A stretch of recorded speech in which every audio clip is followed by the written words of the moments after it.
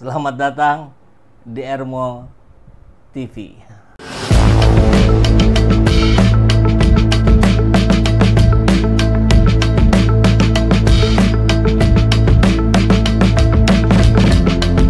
Bersama saya, Saiful Zaman, kebaikan yang terorganisir akan selalu mengalahkan kejahatan.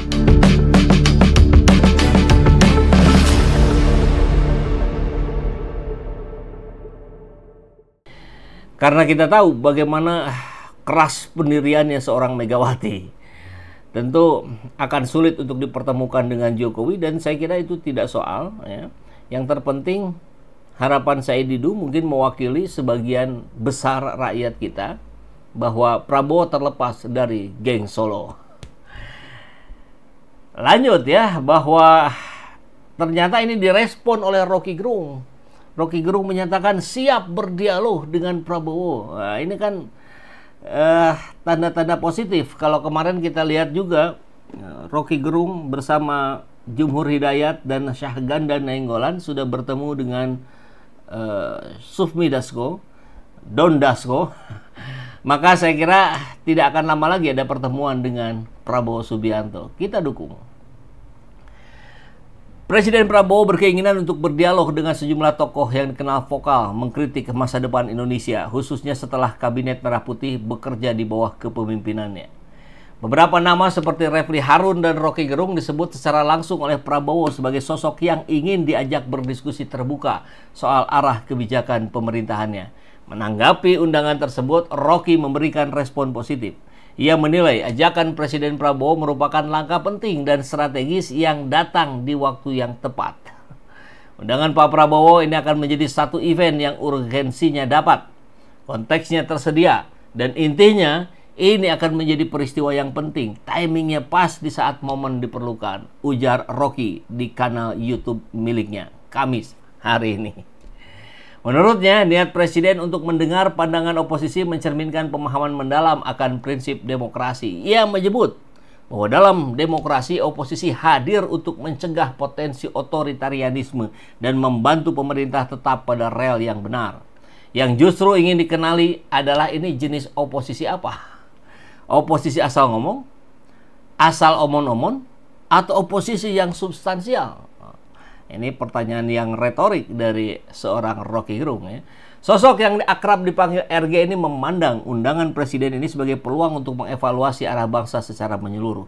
Ya, memang harus komprehensif ya.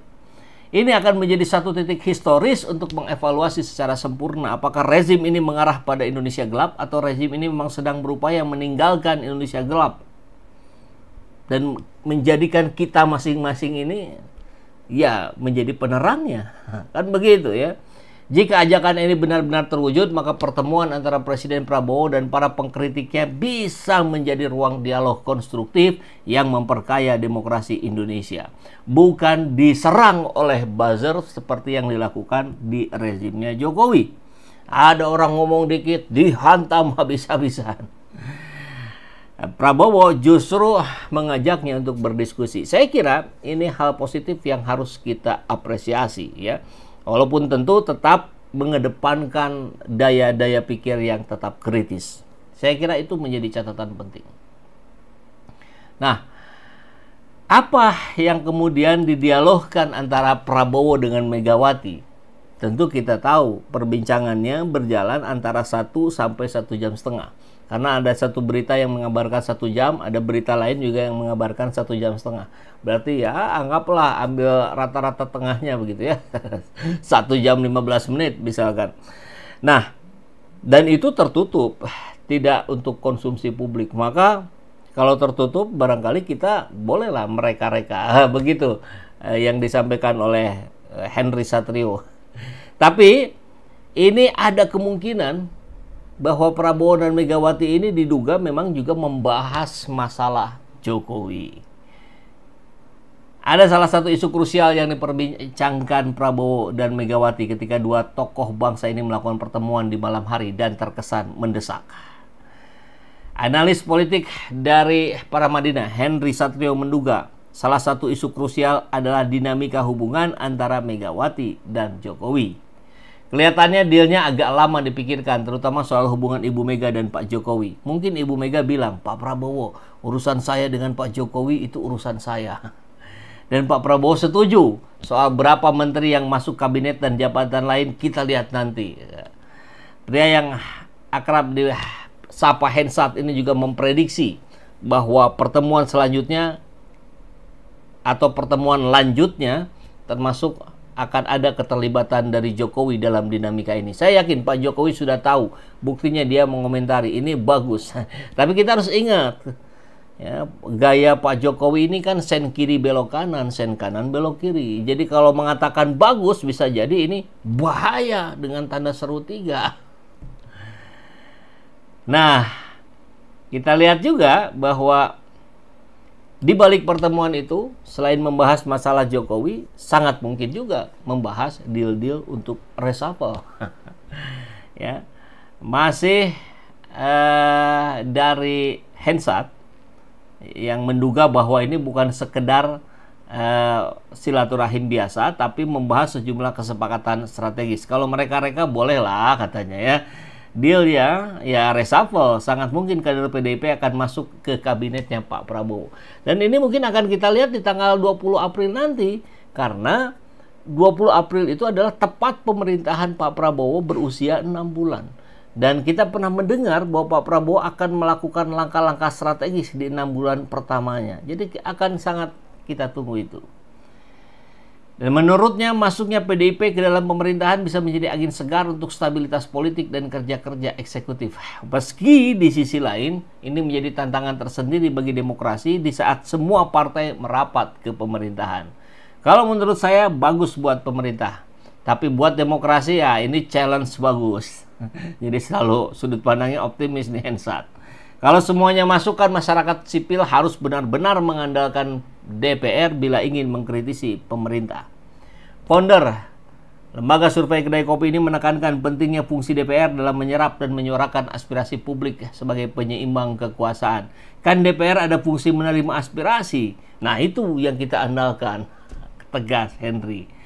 Selain kemungkinan reshuffle dan masuknya kader PDIP juga menyebut salah satu bentuk kesepakatan lainnya. Deal lainnya mungkin Pak Prabowo akan hadir di acara kongresnya PDIP Perjuangan. Nah, PDI Perjuangan maksudnya ya. Itu akan diselenggarakan dalam waktu tidak lama lagi saya kira. Dalam 1-2 bulan ke depan ya. Kalau tidak salah begitu. Nah, sehingga kalau ini berhasil PDIP bisa dirangkul, Rocky Gerung, Refli Harun dan kawan-kawan kemudian bisa berdialog, maka meskipun tetap harus dikritisi pemerintahan ini, tapi saya kira bisa jadi Prabowo akan dikenang sebagai pemersatu kekuatan politik. Ya, ini juga disampaikan oleh Direktur Eksekutif Sentra Politika Subiran Paridamos, yang menilai langkah Prabowo bisa memberikan teladan politik yang baik usai bertemu Megawati. Pertemuan itu bisa mendorong persatuan elit, kepercayaan publik, stabilitas politik, dan teladan kedewasaan politik. Walaupun kunjungan kedua tokoh ini dalam rangka silaturahim Idul Fitri, Biran memandang Prabowo berupaya merangkul semua kekuatan politik untuk bersatu membangun bangsa dan negara. Saya kira ini sudah dilakukan sejak awal memang ya. Termasuk merangkul semua presiden dan wakil presiden, memberikan untuk bersama-sama memberikan masukan dan mengawasi jalannya pemerintahan, terutama Danantara tuh ya. Harus diawasi bareng-bareng itu. Dan Brian juga mengamati kunjungan Prabowo disambut baik Megawati sehingga ada sinyal positif mengenai upaya persatuan dalam perjalanan hingga 5 tahun ke depan. Megawati memiliki kekuatan politik tidak sekedar ketum PDIP, tapi sebagai putri proklamator dan juga mantan presiden yang saat ini mengambil posisi di luar pemerintahan Prabowo. Artinya, pertemuan itu akan mendinginkan suhu politik dalam upaya Prabowo merealisasikan visi dan misinya. Maka saya kira yang dimaksud oleh pengamat ini juga penting mendapat sorotan dari kita. Maka kita akan mendapatkan presiden yang bisa menyatukan berbagai elemen kekuatan politik tanpa harus memaksakan juga masuk ke dalam kabinet. Masuk atau tidak masuknya PDIP, saya kira itu sama baiknya ya. Para Pengamat, para tokoh dan media juga menilai yang terpenting adalah adanya persepsi yang sama. Ya. Kalau persepsinya sudah sama, kesananya enak gitu. Karena tidak ada kerjasama tanpa kesamaan persepsi.